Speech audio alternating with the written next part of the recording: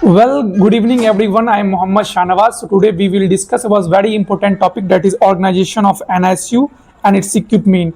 आज हम की टॉपिक में बात करेंगे ऑर्गेनाइजेशन ऑफ NISU की और इसकी तरह तरह के जो इक्विपमेंट्स है जो कि एसेंशियली बनाया है उसके अंदर क्या क्या कंटेंट है। अगर कंटेंट की बात करें तो इंट्रोडक्शंस है, एम्स एज ऑब्जेक्टिव्स है, level of NISU, organisations, NISU layouts and essential equipment of NISU, supportive equipments, infection control, role of nurse, conclusion and reference. So हमने ये सारे चीज जो है इस कंटेंट में हमने ऐड किया है, तो वन बाय वन हम डिस्कस करते हैं। So let us start with the begin. अब बात करते हैं introduction of NISU, neonatal care intensive care unit की जो हम अगर इंट्रोडक्शन की बात करें तो new born babies who need intensive care medical care are often put in a special area of the hospital called neonatal intensive care unit, that is NICU. The NICU has advanced technology and trained healthcare professional to give special tennis patients. क्या है यहाँ पे कह रहा है कि जो newborn babies हैं जिसको भी इंटेंसिव की क्या मतलब होता है, जो ये इंटेंसिव है इस वर्ड का मतलब होता है गहरा, स्टोन या फिर गहन। मतलब कोई ऐसा वर्ड जिसमें कि हम स्ट्रॉन्ग चीज की बात करें, मतलब हम ऐसे मतलब उसमें जो है काफी ज्यादा हम फोकस के साथ हम उस स्पेशल यूनिट में हम जो है बेबीज, न्यूबॉर्न बेबीज की हम देखभाल करते हैं, केयर करते हैं। सो हम इसलिए हम इंटेंसिव वर्ड का यूज करते हैं। तो इंटेंसिव वर्ड का नाम होता है, वर्ड का मीनिंग होता है हिंदी में गहन। गहन को हम इंग्लिश में स्ट्रॉन्ग बोल सकते हैं, स्ट्रॉन्ग या फिर कोई ऐसा स्पेशल यूनिट जिसमें कि हम जो है उसमें हम फोकस के साथ हम केयर प्रोवाइड करते हैं, स्ट्रॉन्ग फोकस के साथ। तो हम उसको हम कहते हैं इंटेंसिव। तो हम ऐसे न्यूबॉर्न बेबीज को जिसको स्ट्रॉन्ग फोकस की जरूरत हो तो हम एक special area of the hospital called neonatal intensive care unit है।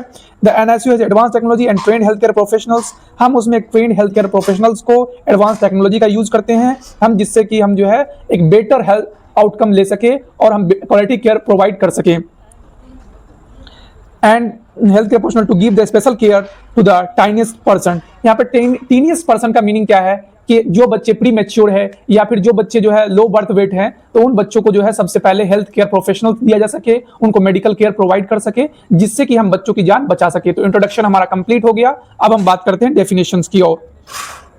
हमारा जो डेफिनेशंस है वो डेफिनेशंस हमारे एंड्रिया सेंटिगो दिया था पहले फर्स्ट टाइम में। तो न्यूनेटल इंटेंसिव केयर यूनिट जो कि NICU is an intensive care unit for premature and ill born babies.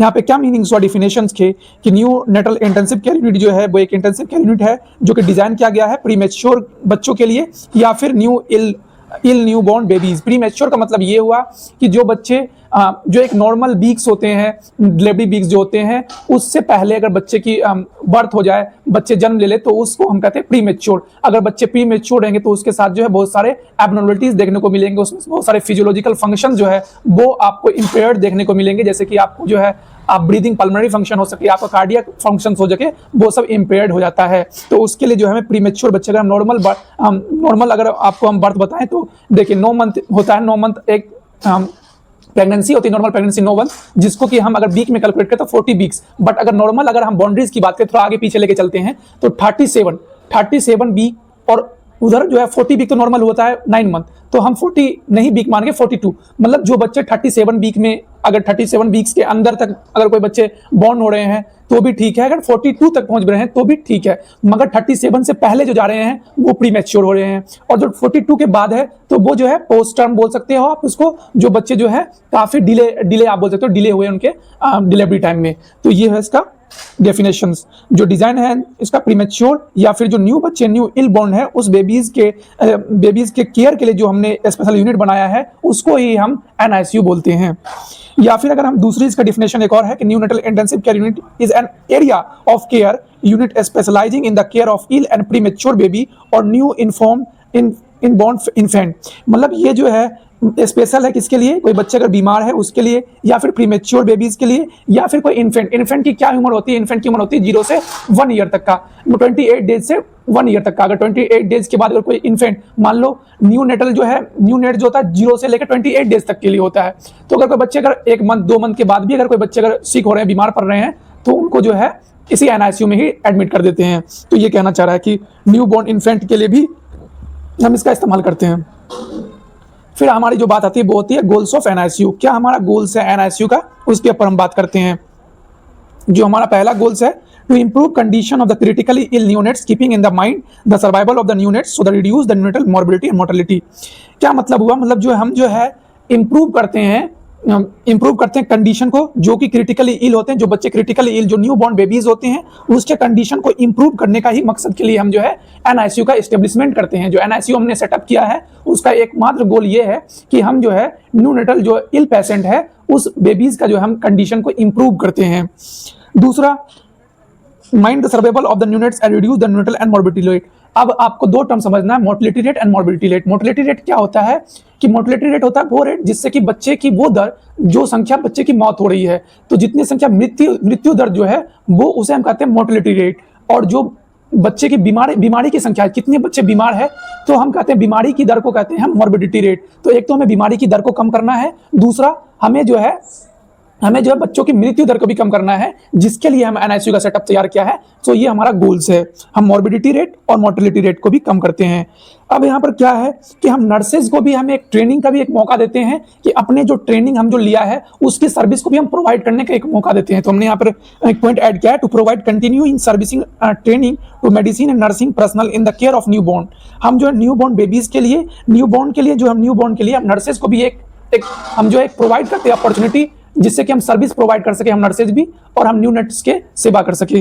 तो ये भी एक एनआईसीयू सेटअप का भी एक जो है एम है या फिर हम गोल है, to maintain the function of pulmonary, cardiovascular and renal and nervous system. इसका इस पॉइंट का क्या मीनिंग्स हुआ कि जो हम जो है फंक्शन को भी मेंटेन करते हैं, जो हमारा पल्मोनरी क्या, पल्मोनरी का मतलब होता है, पल्मोनरी एक लैटिन वर्ड से आया है जिसका मीनिंग होता है पल्मो का मतलब होता है ब्रीदिंग सिस्टम, या फिर लंग्स जिसका मतलब होता है लंग्स, जिसको हम लैटिन वर्ड में पल्मो से आया पल्मोनरी। तो हम लंग्स की बात करते हैं, ब्रीदिंग सिस्टम की बात करते हैं। तो हमें जो मेंटेन करते हैं यहाँ पर ओवरऑल जो है पल्मोनरी सिस्टम, ब्रीदिंग सिस्टम को मेंटेन करते हैं। कार्डियोवास्कुलर मतलब हम जो कार्डियक एक्टिविटीज है जो हम उसको भी हम मेंटेन करते हैं, और जो हमारा रीनल फंक्शन है, हमारा किडनी की जो फंक्शन है, हम उसको मेंटेन करते हैं, और नर्वस सिस्टम को हम मेंटेन करते हैं। तो ये भी हमारा गोल है, to measure the oxygen concentration of the body by the oxygen analyser. कई एडवांस टेक्नोलॉजी का यूज किया जाता है, बहुत सारे हमारा पैरामीटर्स होते हैं जिससे कि हमारे बेबीज को हम उससे लिंक करते हैं, जिससे हम टाइम टू टाइम अपने बेबीज को हम जो है डिटेक्ट करते रहते हैं कि कंसंट्रेशन को जो है अप डाउन नहीं हो। अगर कोई एबनॉर्मलिटीज हो तो हमने कई सारे अलार्म सिग्नल को लगा रखे हैं। अगर हमारा जो नॉर्मल हमने जो सेट किया है नॉर्मल वैल्यू से अप या डाउन जाता है तो हमारा जो अलार्म सिस्टम है वो इंडिकेट करेगा और हम फौरन इमीडिएट केयर प्रोवाइड कर सकते हैं। Check observe alarm system to find out the changes beyond the certain fix limit. हमने जैसा कि आपको बताया, हमने अलार्म सिस्टम भी एनआईसीयू में लगाया है, जिससे कि हम अलार्म सिस्टम से के जरिए जो है हम मॉनिटर कर सके। तो मॉनिटर करने का भी एक उद्देश्य है जिसके लिए हमने एनआईसीयू का सेटअप तैयार किया है। तो ये सब जो हम कर रहे हैं, क्या उद्देश्य है हमारा एनआईसीयू को बनाने का, जो कि हम आपको डिटेल में बता रहे हैं। To administer precise amount of fluid and minute quantities of drug through the IV infusion pump. हमारे जो एडवांस टेक्नोलॉजी में हमारे पास इन्फ्यूजन पंप्स होती है, हम जो है एडमिनिस्टर करते हैं एक प्रिसाइज जो कि छोटे अमाउंट में, जैसे कि हमें जो है कह दे कि 2 ml जो है आपको एक इंजेक्शन है, कोई भी एग्जांपल ले लो, आपको भी इंजेक्शन हमें लगाना है और हमें कह रहा है 2 एम्पुल जो लगाना है वो आपको 2 घंटे में लगाना है। तो अब हम धीरे धीरे इंजेक्शन तो दे नहीं सकते, धीरे धीरे 2 घंटे तक वहां पे तो हम सामने खड़े नहीं रहेंगे, मैकेनिकल अपने हाथों से तो हम दे नहीं सकते। बट अगर हमारे पास एनआईसीयू का सेटअप रहेगा, उसमें इन्फ्यूजन पंप रहेगा, तो हम इन्फ्यूजन पंप में अगर हम सेट कर देंगे कि 2 ml जो है 2 आवर में जाना है, तो वो धीरे धीरे करके हमारे बॉडी में चला जाएगा। तो एक परसाइज अमाउंट जो है हम एक मिन्यूट अमाउंट भी एनआईसीयू के अंदर दे सकते हैं। ये हमारा बहुत बड़ा उद्देश्य है एनआईसीयू को बनाने का। तो अब हमारा जो ये हमने गोल्स के बारे में हमने पढ़ लिया कि क्या क्या गोल्स हैं। अब हम बात करते हैं लेवल्स ऑफ एनआईसीयू। ये भी बहुत ज्यादा इंपॉर्टेंट है कि क्या लेवल्स है एनआईसीयू के। देखो, एनआईसीयू के अंदर न्यूनेटल इंटेंसिव केयर यूनिट के अंदर जो है कुछ हमने लेवल्स बना रखे हैं। लेवल्स किस आधार पे हमने लेवल्स बनाया है, उसका बेसिस क्या है, अभी हम पहले बेसिस जान ले कि हमने जो डिवाइड किया है ये 3 डिवाइड पार्ट में किया, लेवल फर्स्ट, लेवल सेकेंड और लेवल थर्ड। तो ये 3 इंपॉर्टेंट है, कहीं जगह आपको लेवल 4 भी मिलेगा, बट हम 3 को डिस्कस करेंगे क्योंकि 3 ही बहुत ज्यादा इंपॉर्टेंट है। तो देखिए, हम पहले आपको बताएंगे क्या आधार है जो लेवल फर्स्ट को हम करें। लेवल फर्स्ट ये है, लेवल सेकंड ये है और लेवल थर्ड ये है। हम किस बेसिस पे बोल रहे हैं, तो उसका बेसिस क्या है, पेशेंट का क्या कंडीशन है।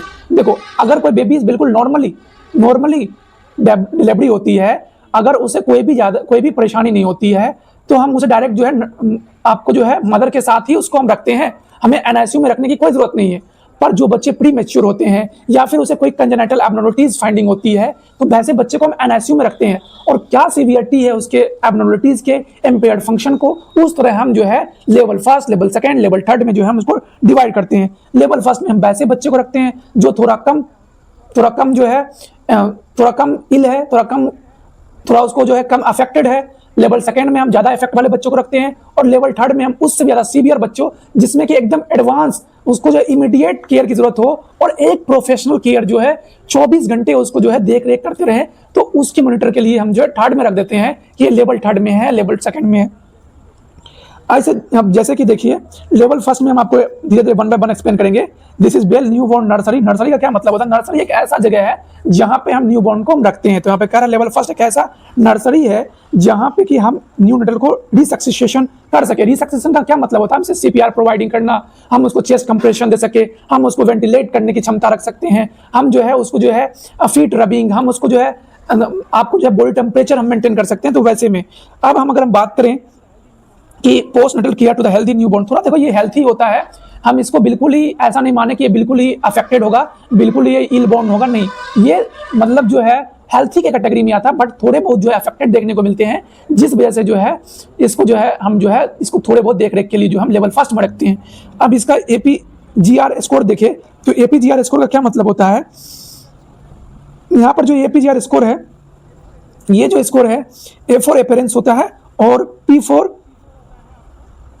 फॉर होता है आपको, P फॉर पल्स होता है, और G फॉर ग्राइमेस होता है जिसमें रिफ्लेक्सेस हम चेक करते हैं, और R फॉर जो होता है, R फॉर आपको जो होता है वो आपको रिस्पॉन्स चेक करनी होती है, और A फॉर एक्टिविटी चेक करनी होती है। जो A फॉर मैंने मिस कर दिया यहाँ पे A। तो इस तरह से हमने अपेरेंस, पल्स, रिफ्लेक्सेस, एक्टिविटी और रिस्पॉन्स को हम देखने के बाद जो है एक स्कोर देते हैं, जिससे कि जितना ज़्यादा स्कोर होगा वो बच्चे उतना ज़्यादा हेल्थी होंगे। तो इसमें जो है इस कैटेगरी में 6 से एबव ही रहते हैं, मतलब हेल्थी बच्चे ही रहते हैं। तो 6 से एबव वाले इसमें आते हैं। Stabilise and provide care for the inform born 34 weeks. देखो हमने आपको बता दिया था पहले ही 37 से 42 वीक्स वाले को हम नॉर्मली मानते हैं, तो इस वाले कंडीशन में जो है 34 वीक्स से ग्रेटर ही रहेगा। आपका जो बेबीज है लेवल फर्स्ट में 34 वीक्स से ज्यादा ही देखने को मिलेगा। तो थोड़ी बहुत प्री मैच्योरिटी की कंडीशन में आप रख सकते हो, थोड़े बहुत इसमें एब्नॉर्मलिटीज देखने को आपको मिल सकते हैं। आपको जो है इसका जो है आपको अगर हम बात करें नॉर्मल वेट की, जो बेबीज की नॉर्मल वेट होती है इंडिया में, जिसमें कि 2.5 kg से लेकर 3.5 kg होते हैं, तो इसमें आपको 2 kg मतलब बिलो आपको लो बर्थ वेट भी बोल सकते हो, पर जो मैं हिसाब से मानूं नॉर्मल भी है, थोड़े बहुत अप डाउन होने की बेसिस को हम लेवल फर्स्ट में रख रहे हैं।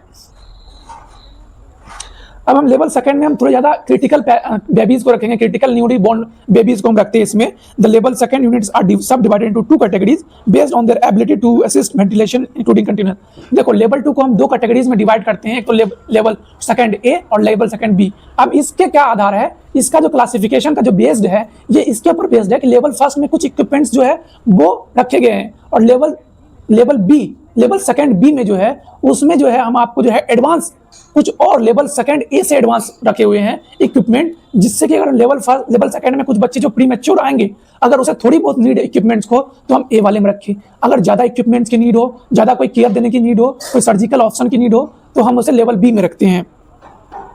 तो पहले लेवल फर्स्ट की बात समझ ले, A की बात समझ ले कि resuscitate and stabilise premature और ill patient provide care of infant that is 30 weeks. देखो 30 वीक्स से ये लोअर वाले अंडर कैटेगरी आएंगे, मतलब प्री मैच्योर वाले बच्चे आएंगे। और हम बता देना चाहेंगे आपको कि इसमें जो है रिसक्सिसेट भी इसका स्टेबलाइज रहेगा, प्री मैच्योर भी रहेंगे, पर स्टेबलाइज कंडीशन रहेगा। यहाँ पर इसका APGR अपगार्ड स्कोर की बात करें तो अपगार्ड स्कोर भी इसका थोड़ा बिलो है, मतलब 4 to 6, मतलब 6 तो बिलो मानते ही है, ये 6 से भी थोड़ा कम है।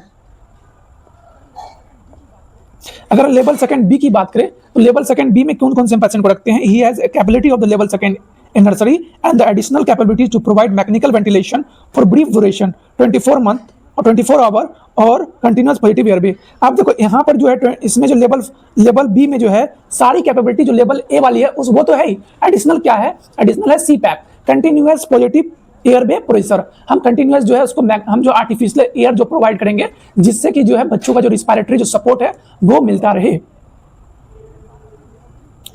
फिर बात आती है लेवल 3। लेवल 3 की क्या बात है? लेवल 3 में जो है फर्स्ट, फिर इसमें भी लेवल 3 में भी सब कैटेगरीज है, level A, level 3A, level 3B। Level 3A में जो क्या कैपेबिलिटीज है, इसमें और बच्चे जो है बिल्कुल प्री मैच्योर आएंगे, मतलब 28 डेज से भी प्री मैच्योर बच्चे जो है लेवल 3A में आएंगे, और इसका बेड तो और जैसे देखो 2.5 kg तो 3.5 kg तो नॉर्मल है, इसमें 1000 मतलब 1 kg वाले बच्चे इसमें इंक्लूड किए जाते हैं। और इसका अपगार्ड स्कोर जो है ये जैसे हमने आपको बताया कि 7 to 10 हम मानते हैं नॉर्मल, बस इसमें जो है 3 से भी बिलो वाले आते हैं। और provide sustain relief support limited to the conventional mechanical ventilation, perform minor surgical procedure such as placement of central venous catheter और इंजनल हर्निया रिपेयर। इसमें जो हम छोटे मोटे सर्जिकल प्रोसीजर भी करते हैं आपको लेवल 3 में, जैसे कि हम कोई सेंट्रल वेनस आपको जो कैथेटर डालना हो वो, अगर हमें जो हर्नियाटेड की हर्निया की अगर कोई ऑपरेशन करनी हो, हर्नियक्टोमी करनी हो, तो वैसे वाले पेशेंट को भी हम इसमें रख सकते हैं। लेवल 3B, अब इससे भी एडवांस वाले में क्या है, लेवल 3B के अंदर लेवल 3A का जो सारा सामान जो भी एडवांस टेक्नोलॉजी है वो तो रहेगा ही रहेगा, साथ में कुछ ना कुछ जो एडवांसमेंट और इंक्लूड रहेगी। इसके साथ क्या अपग्रेडेड रहेगी, इसके साथ क्या है कि एक प्रेडिक्ट मेडिकल सुपरवाइजन जो है वो एनी टाइम जो है वो वहां पर अवेलेबल रहेगा। और सब में तो देखिए रूटीन की तरफ मॉनिटर होता ही रहेगा, रूटीन चेकअप होता ही रहता है उन सभी बच्चों का, हर आवरली कह सकते हो, हर 2 घंटे में चेकअप होता ही रहता है। पर यहाँ पर लेवल 3B में एक आपको न्यूनेटोलॉजिस्ट जो है वो वहीं पर आपको अवेलेबल रहेगा, आपको जो केयर के लिए जो है प्रोवाइड करने के लिए वो वहीं पे अवेलेबल रहता है। तो ये एडवांस इमेजिंग जो भी एक्सरे, सिटी स्कैन, जितने भी चीज है वो सब उस लेवल 3 की जगह पे जो है आपको रहेंगे। हम आगे सेटअप पढ़ेंगे जब, तो डिटेल में पढ़ेंगे क्या क्या लेवल 3 के अंदर सारे सेटअप जो है, उन सभी सेटअप को भी हम डिस्कस करेंगे। लेवल 3C का एक और जो है लेवल 3C का भी इसका 3 कैटेगरी है, A, B और C। हमने लेवल 2 में जो है बस A और B कैटेगरी पढ़ा था, बट लेवल 3 में जो है A, B, C कैटेगरी पढ़ रहे हैं।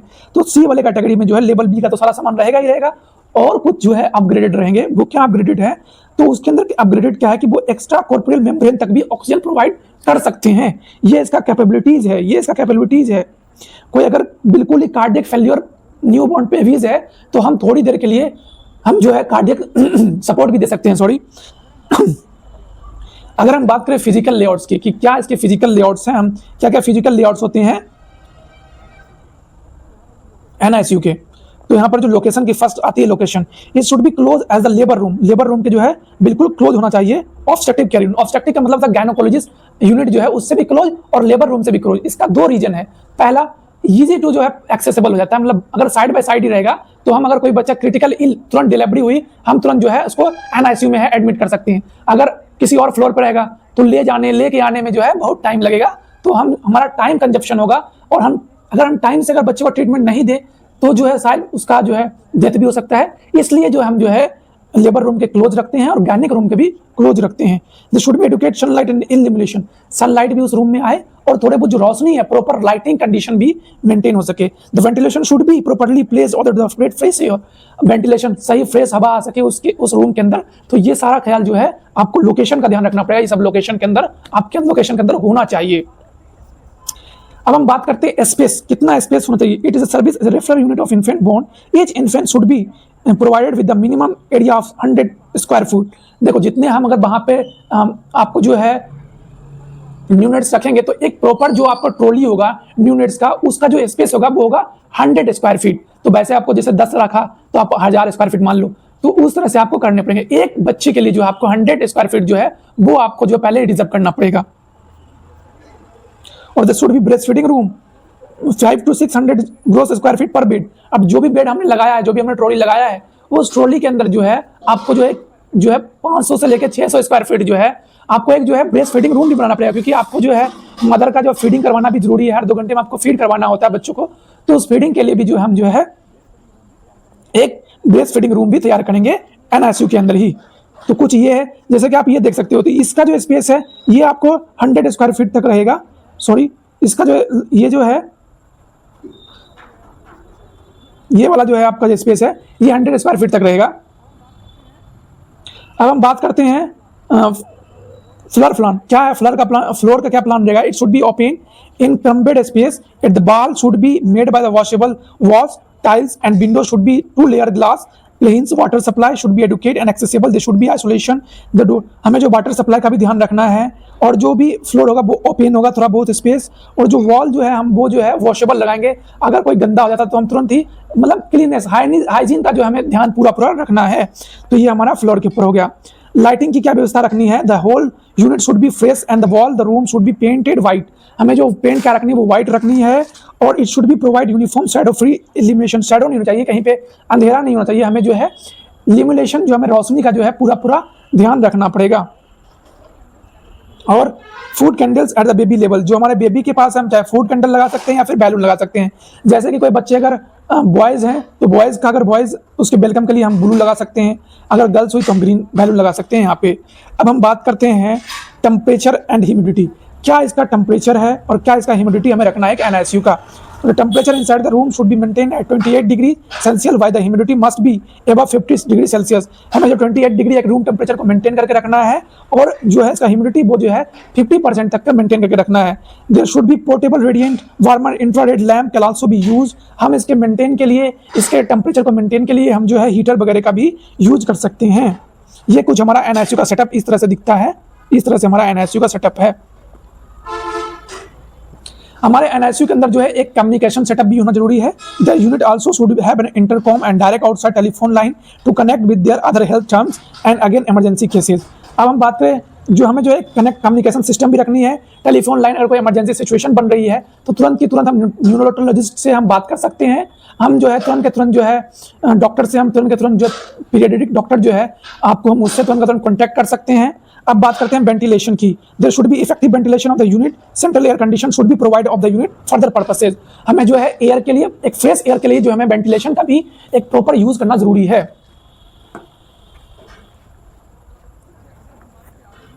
फिर अगर हम बात करें, आगे की बात करते हैं हम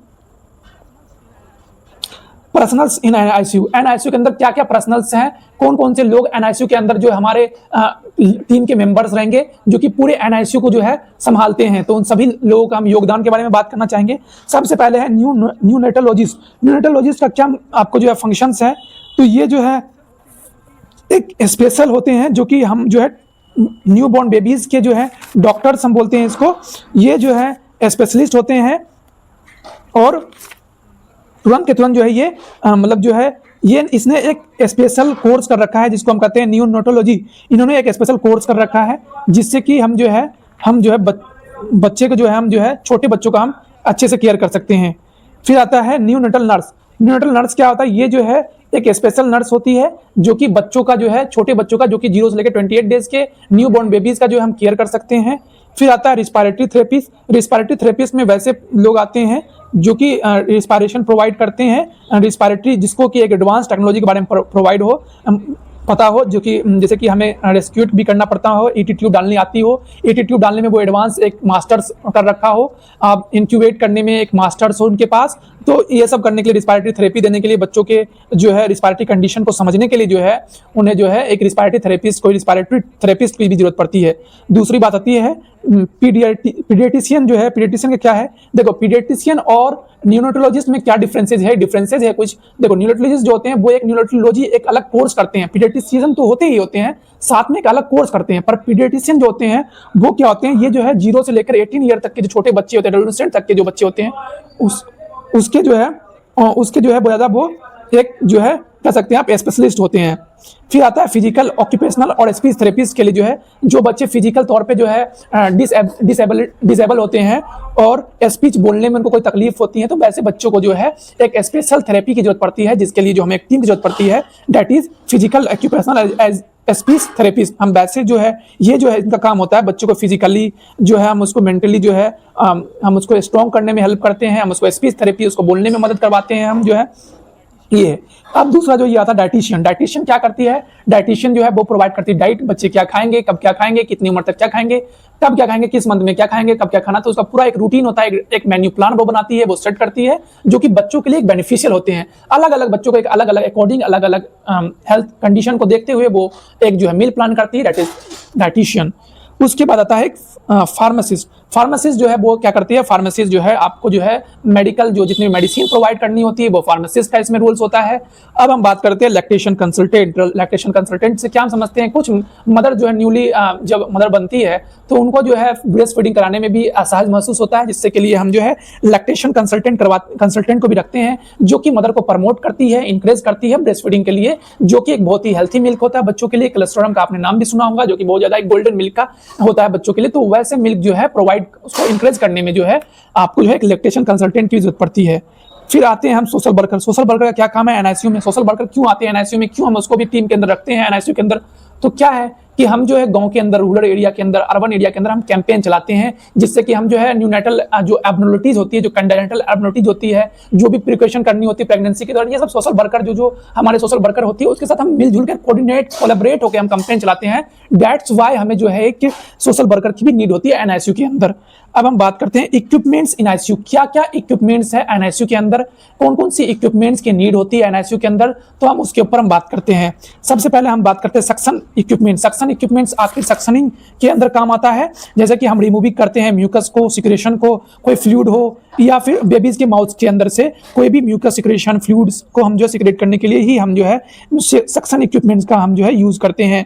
फिर आता है आपको जो है लेरेंजियोस्कोप। लेरेंजियोस्कोप और ईटी ट्यूब का हमारा क्या काम है? लेरेंजियोस्कोप जो है एक मेडिकल इंस्ट्रूमेंट होता है जिसको हम यूज करते हैं to see the babies airway को हम देखने के लिए लेरेंजियोस्कोप का हम यूज करते हैं, और लरिंग्स को देखने के लिए, लरिंग्स को विजुलाइज करने के लिए, ट्रेकिया को विजुलाइज करने के लिए हम जो है लेरेंजियोस्कोप का यूज करते हैं। लेरेंजियोस्कोप का यूज आल्सो हम helps doctor nurses during the intubate करने के दौरान जो है भी हम लेरेंजियोस्कोप का यूज करते हैं। इंसर्टिंग ट्यूब और वेंटिलेशन, ये जो यूटी ट्यूब हम डालते हैं उसके लिए भी हमें लेरेंजियोस्कोप की जरूरत पड़ती है।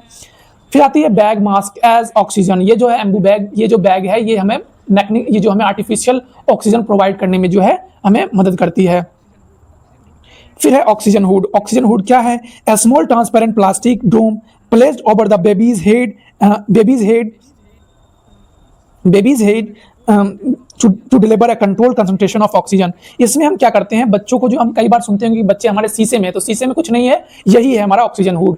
क्या है ऑक्सीजन हुड? तो ये जो है एक प्रकार का जो है आपको जो है हम बच्चों के हेड के ऊपर प्लेस कर सकते हैं, और जिससे कि डायरेक्ट जो है यहाँ से ऑक्सीजन आती है, ऑक्सीजन की सप्लाई होती है, तो यहाँ पर ऑक्सीजन की जो लेवल होती है वो बढ़ जाती है, जिससे कि न्यूनेट जो है अच्छे से जो है वो क्या हो सकते हैं, ब्रीथ कर सकते हैं। अब आता है laminar flow system. Laminar flow system क्या होता है? लेमिनार फ्लो सिस्टम क्या है? That is a system, a special system that provide continuous flow of a clean filtered air in one direction। ये जो है क्लीन असेप्टिक, जिसको कहते हैं एसेप्टिक टेक्निक से जो हमें जो है एयर, मतलब जो है एयर प्रोवाइड करता है, इसके अंदर हम बच्चे को अगर हम रख दें तो ये जो है आपको जो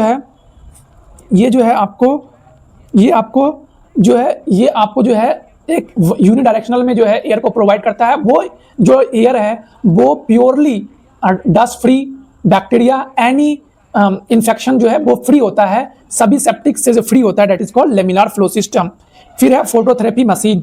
फोटोथेरेपी मशीन क्या करती है? ये जो है आपको जो है phototherapy machine that is special unit blue light provide करती है ये to treat neonatal jaundice. Neonatal jaundice को ट्रीट करने में हम फोटोथेरेपी का यूज करते हैं, जो कि जैसे हमारे किसी न्यू बॉर्न बेबीज के अंदर बिलिरुबिन जो है उसका अगर हमारा क्वांटिटी अगर बढ़ जाए तो उस कंडीशन में जो जॉन्डिस होती है, तो जॉन्डिस को ट्रीट करने के लिए ही हम फोटोथेरेपी का यूज करते हैं। अब देखो फोटोथेरेपी का हम जो यूज करते हैं, जिससे कि ये जो फोटोथेरेपी लाइट जो है, ये ब्लू लाइट जो है बिलिरुबिन को जो है ये ब्रेक डाउन कर देता है, और ब्रेक डाउन करने के बाद जो ये जो बिलिरुबिन, जो एक्सेस बिलिरुबिन है, ये हमारे फीसेस के द्वारा या फिर यूरिन के दौरान जो है एक्सक्रीट आउट जाता है, मतलब हमारे यूरिन के जरिए जो है ये एक्सक्रीट बॉडी से बाहर निकल जाता है।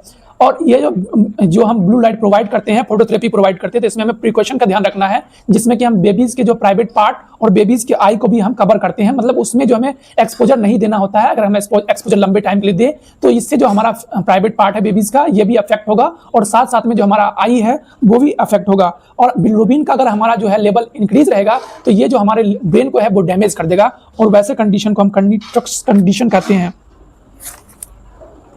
ये है रेडिएंट वार्मर। अब रेडिएंट वार्मर क्या होता है? रेडिएंट वार्मर क्या है? ये जो है एक टाइप का जो हीटर हम कह सकते हैं, हीटर है, यहाँ पर हम बच्चे को प्लेस करते हैं, और हम इस पैरामीटर में हम एक जो है टेम्परेचर सेट कर लेते हैं कि कौन सा टेम्परेचर यहाँ पर सेट करना है। जो टेम्परेचर हम सेट करेंगे उस टेम्परेचर के अकॉर्डिंग जो है ये जो है हीटर जो है मतलब एक मेजर करने के लिए एक प्रोब भी हम जो है बच्चों के साथ अटैच कर देते हैं, कि जो है हम जो है प्रोब बच्चों के साथ हमने अटैच कर दिए। तो जैसे ही अगर कोई टेम्परेचर जैसे बिलो डाउन गया, हमने 36 ऐड कर दिया, हमने सेट कर दिया 36, तो जैसे 35 गया हीटर ऑन हो गया, हीटर ऑन होगा। अब जैसे 36 पे जाएगा हमारा जो प्रोब सिग्नल देगा 36 पहुंच गया, हीटर बंद हो जाएगा, फिर डाउन देगा हीटर चालू हो जाएगा, फिर डाउन देगा हीटर चालू हो जाएगा। तो मेंटेन करके रखना ही हम जैसे रेडिएंट वार्मर में हम करते हैं।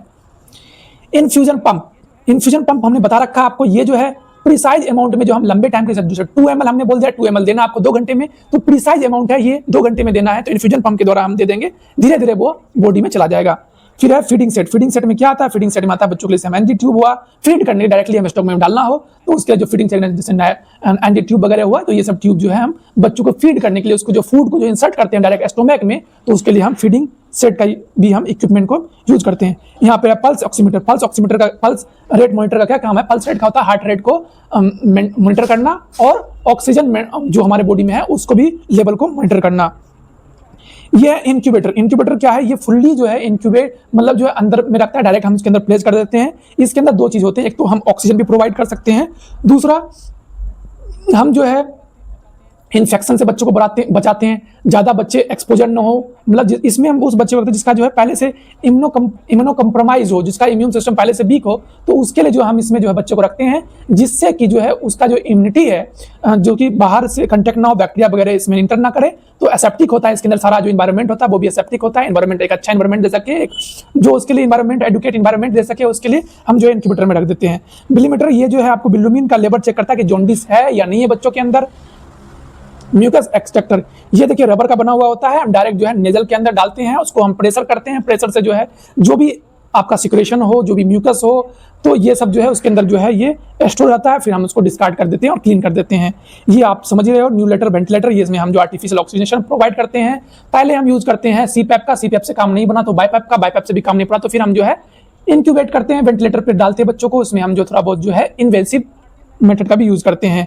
आरटीएल लाइन, आरटीएल लाइन जो हम बच्चों के अंदर डायरेक्ट हम जो है सेंट्रल लाइन मतलब हम जो है मेन जो है उसके लाइन से अगर हमें कनेक्शन बनाना हो तो आरटी से अम्बिलाइकल के जरिए हम चाहे उसका कनेक्शन बनाए, चाहे हम सेंट्रल आरटी के जरिए बनाए, तो ये सब के जरिए जो हम जो है अगर मेन स्ट्रीम के अंदर हम जो है कनेक्शन उसके अंदर हमें भी कोई भी चीज डालनी हो, चाहे वो मेडिसिन हो, चाहे हमें न्यूट्रिशन डालनी हो, तो उसके लिए हम जो है आरटीएल लाइन का यूज करते हैं। सीपैप हमने बता ही दिया, सीपैप जो है आपको जो है ऑक्सीजन प्रोवाइड करती है, ऑक्सीजनेशन जो है आपको कंटिन्यूअस प्रेशर जो है ये आपको प्रोवाइड करती है सीपैप। और आपको हम बात करें इक्मो, इक्मो क्या है? इक्मो जो है अगर हम बात करें तो ये एक्स्ट्रा कॉर्पोरियल मेम्ब्रेन ऑक्सीजन है।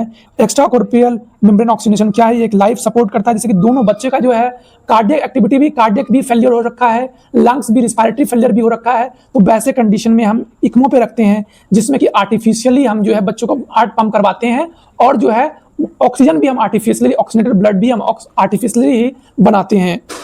फिर हम नर्सरी रिस्पॉन्सिबिलिटी की बात करें तो ये हम पैम्पलेट के द्वारा हम बताने वाले थे, पर पैम्पलेट तो हमारा बन नहीं पाया, तो हम आपको नॉर्मली ही ऐसे बता देते हैं। नर्सरी रिस्पॉन्सिबिलिटी क्या है? नर्सरी रिस्पॉन्सिबिलिटी में हम जो है बच्चों को हम जो है हमें जो है असिस्ट करनी होती है, डॉक्टर्स को हमें असिस्ट करनी होती है बच्चों को, हमें ऑक्सीजन एडमिनिस्ट्रेशन करने में, हमें जो है मदर के साथ जो है हम जो है मदर को भी हम ब्रेस्ट फीडिंग के लिए इंकरेज करते हैं। हम जो है एज ए नर्स जो है हम लोग जो है हम जो है आपको जो है जो भी बच्चों के अंदर आपको कोई भी असेसमेंट करना हो, एंथ्रोपोमेट्रिक असेसमेंट करनी हो, बच्चों की मेंटली असेसमेंट करनी हो, रिफ्लेक्सिव असेसमेंट करनी हो, तो ये सारे असेसमेंट में भी हमारा रोल एंड रिस्पॉन्सिबिलिटी होती है। तो ये सारी ढेरों रिस्पॉन्सिबिलिटीज है, नर्सरी रिस्पॉन्सिबिलिटी ये रहा। तो हमारा ये ओवरऑल जो है हमारा जो है कंसाइज में आपको पीपीटी हमने समझाया, प्रॉपर पूरे यूट्यूब पे आपको कोई नहीं समझाएगा इस तरह से, जिस तरह से हमने आपको एक एक वर्ड को एक्सप्लेन किया। अगर वीडियो सचमुच हेल्पफुल लगी आपको तो लाइक करिए, सब्सक्राइब करिए और हमारे यूट्यूब चैनल को सपोर्ट करिए, जिससे कि हम और वीडियोज बना सके, हम मोटिवेट कीजिए। Thank you so much, have a great day.